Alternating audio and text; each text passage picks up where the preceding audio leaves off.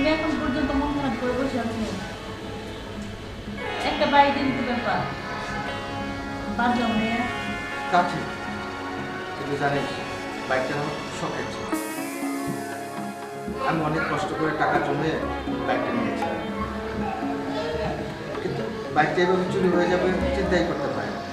এমন একটা অবস্থা হয়েছে শহরে, কোথাও কিছু রেখে কোনো দিকে যাওয়াই যায় না। আচ্ছা ভাই আমি একটা কথা বলি, তুমি থানায় একটা ডায়েরি করো। থানায় ডায়েরি করে কি লাভ?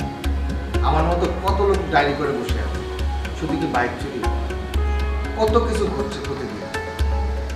কই কি হচ্ছে? সব মামলা তো পেন্ডিং হয়ে পড়ে আছে, আর পুলিশের কি খেয়ে আর কোনো কাজ নাই? আমি ডায়েরি করবো আর আমার মোটরসাইকেল খোঁজার জন্য তারা বেরিয়ে যাবে? কোনো দিনে যা, তুই আমার জন্য এক কাপ চা নিয়ে আয়। আচ্ছা ভাই।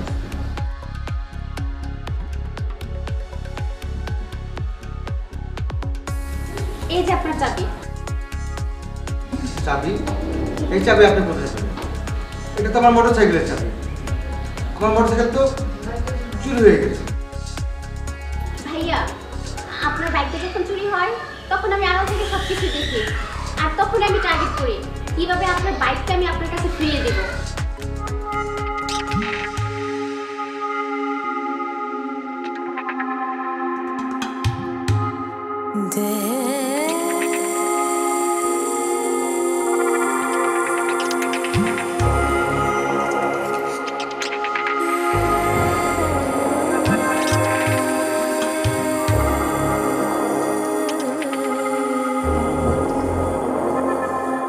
এই, ছাড়েন বাইক।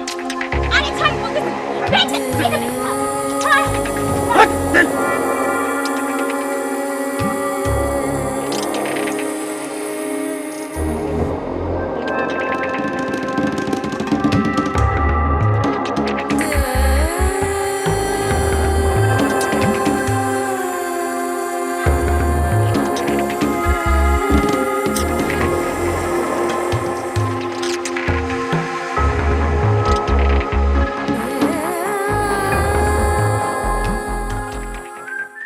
ভাইয়া, এই হলো ঘটনা।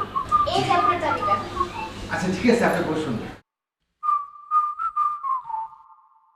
আপনাকে অনেক অনেক ধন্যবাদ।